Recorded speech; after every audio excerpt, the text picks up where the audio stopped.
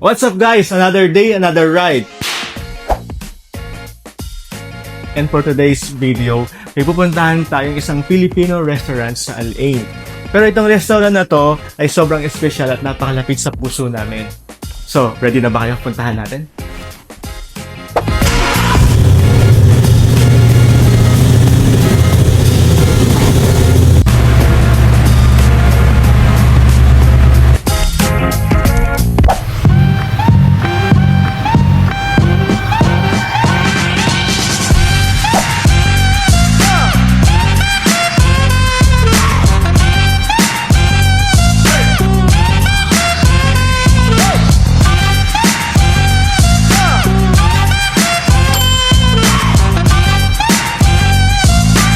So guys, nandito na tayo sa One Republic. Kainit ngayon.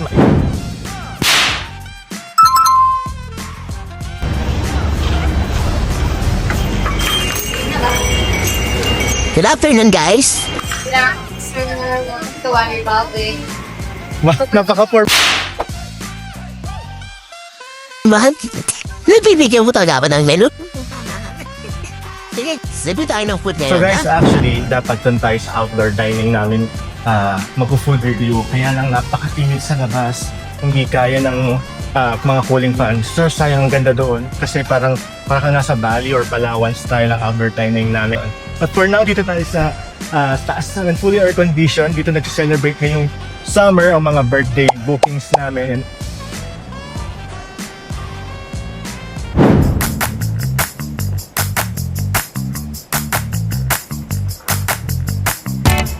First, kare-kare.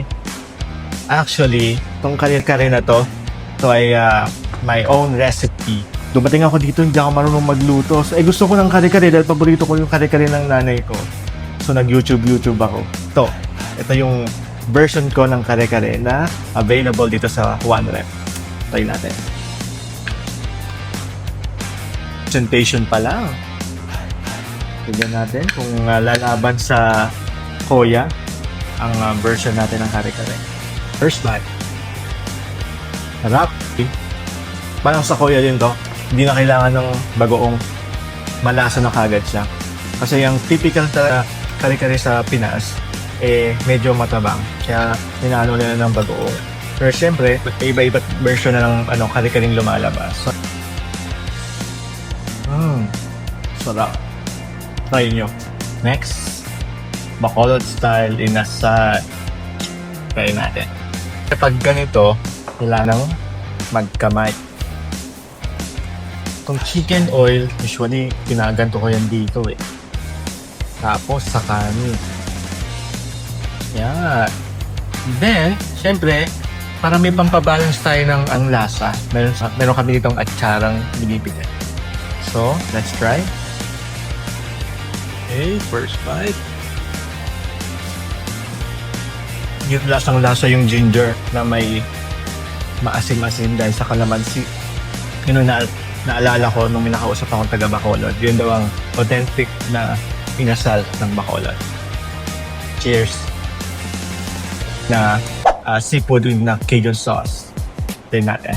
Siyempre, mas masarap to kainin pag naka-grabs. Tahong. Taan. Then, first bite. Oh, sarap. Okay guys, cheers! Naku, sana walang tinik. Sa mga sushi to guys, tingnan natin. Siyempre, pag sushi, kailangan may chopstick. Actually guys, di ako mahilig sa manghang, so hindi ko ito lalagyan ng wasabi. Cheers! Harap! Another cheers! Harap! Uy! Yaki! Okay, first bite. Authentic. Cheers! Creamy, lasang-lasa yung Japanese meal. Yan nyo guys. Uy! Lusin mo yan, labit! Wow! Banata na natin tong baked sushi. Siyempre, kailangan dapat may nori seaweed tayo pag ginakain itong baked sushi. Okay, first bite guys. Cheers. Sarap. Cheers! The perfect bite. Try nyo guys. Guys, ang sarap.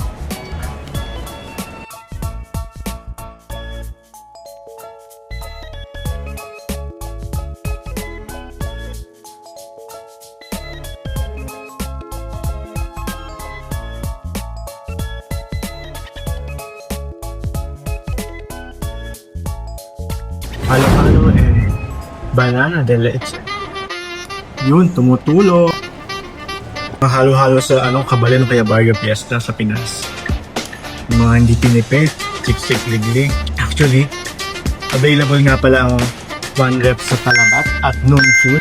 Pag galing mo sa labas na napakatilik-tilik ang araw, tapos kain ka nito, sarap. And also guys, every weekend may mga live music kami dito. Sila rin mga nag-host namin. Napaka-talented ni Maria Rock at saka ni RK. Nga pala, maraming salamat sa lahat ng mga nagbabook sa amin ngayong na July, August hanggang September sa mga bookings for birthday guys. Maraming salamat. Mabuhay kayo. And also, syempre, hindi makakalimutan na huge shout out kay Romel and Joy. So that's it guys for today. I'll change Yeah. this. Kabado pa na muna, plano makausap. Lakad pa kalmado pero para nalulula. Dami na kausap, kawan ang